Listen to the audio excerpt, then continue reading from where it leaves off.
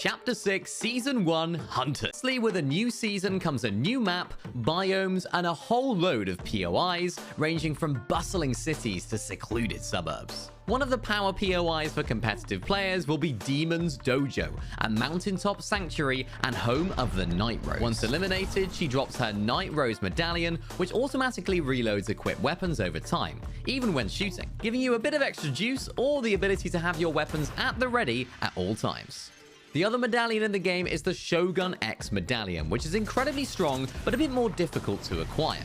When the Force Zone appears, the new Rift Island-style Shogun Arena will spawn in. The boss that spawns here takes a long time to eliminate, so watch out for third parties. But once taken out, the boss will drop the Shogun X medallion, which gives you unlimited stamina, and when you're sprinting, you're in a semi-invisible state, which is perfect for those risky endgame rotations. Now, this is where things really start to get moving. Literally.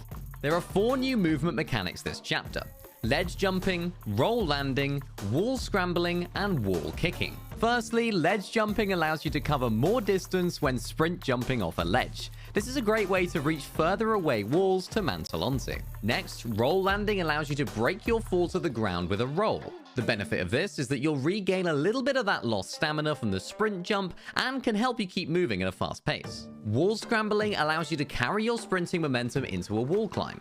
This won't allow you to scale huge buildings, but does give you the ability to use stamina instead of builds when climbing over things. Finally, wall kicking is the new way to propel yourself off walls. You can use this to jump between walls and use that momentum to travel vertically up builds and buildings. This can be done for much longer than wall scrambling, so could make for some interesting height takes this season.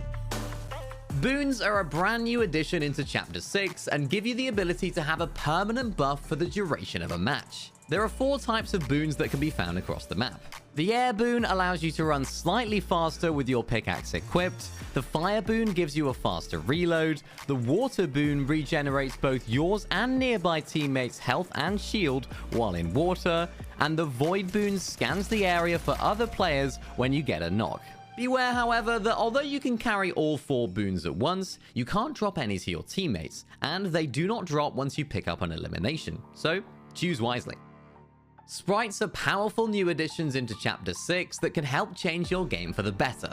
There are 3 types of sprites. The water sprite can be carried throughout a match, and when thrown down, it heals any nearby player's shield and health simultaneously for 50 of each. Very similar to how a shield keg works. Then, once this has finished healing, you can pick it back up and use it a further 2 times for a total of 3 charges per sprite. The air sprite is no doubt going to be a favorite amongst competitive players.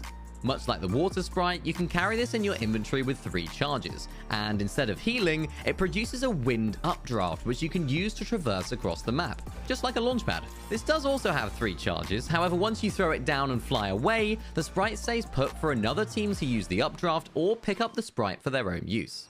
These sprites can also be used to unlock shrines across the map, which when unlocked provide you with great loot and a boon, making these shrines important for any team's loot path. The final and slightly larger sprite is the Earth Sprite. Feed this big guy one of your items and it'll give you consumables or a legendary weapon, depending on which category you feed it. This power is limited, however, as only 2 of these spawn in per match and can only be used a single time by 1 player. So, if you want this to be you, then act fast. Oni masks are another brand new type of item in Chapter 6. There are 2 types that you can find across the map.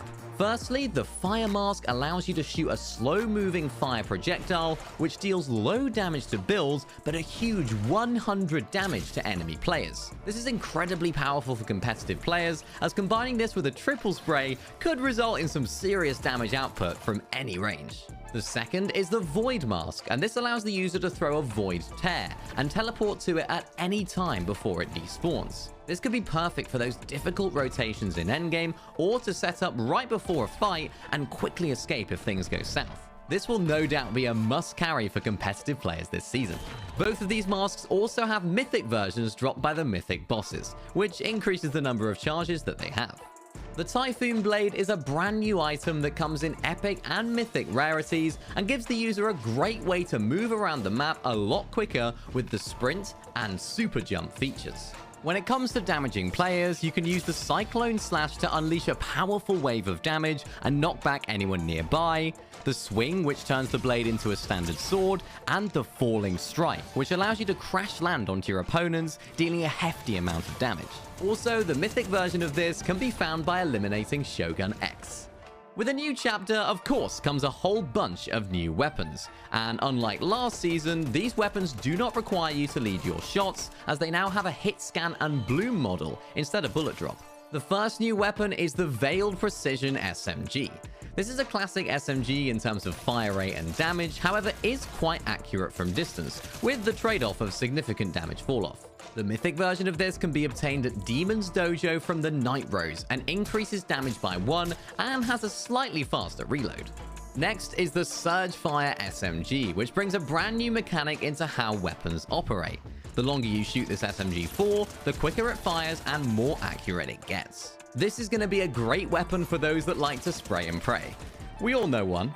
Moving on to the shotguns, we have the Sentinel Pump Shotgun, which operates much like a traditional pump, the Twin Fire Auto Shotgun, which has 12 shots in the mag and is very similar to the old drum shotgun, albeit with a slower fire rate, shooting in a 2-round burst, and an incredibly long reload time. Finally, the Oni Shotgun will be the weapon of choice for those that like to play from distance. With 2 rounds in the barrel and an incredibly long range with little damage drop-off, this is very similar to how the Ranger Shotgun worked in seasons prior. Finally, for the new weapons, we have the Assault Rifles. Firstly, the Fury Assault Rifle is a familiar feel for all Fortnite players, bringing a good balance of range, damage, and fire rate. This is a classic AR that everyone will understand. The other rifle this season is the Hollow Twister. This includes a hollow scope baked in, as we no longer have weapon mod benches. This AR is more of the heavy style of weapon, with a slightly slower fire rate but higher damage, making this a perfect surge weapon for trios this season. For versatility, you can also switch between the first-person scope and the third-person view for this weapon, allowing multiple styles of play. With so many changes this chapter, we can't wait to see how you elevate your gameplay with the new items and mechanics. Jump in, experiment, and get ready. The FNCS returns soon.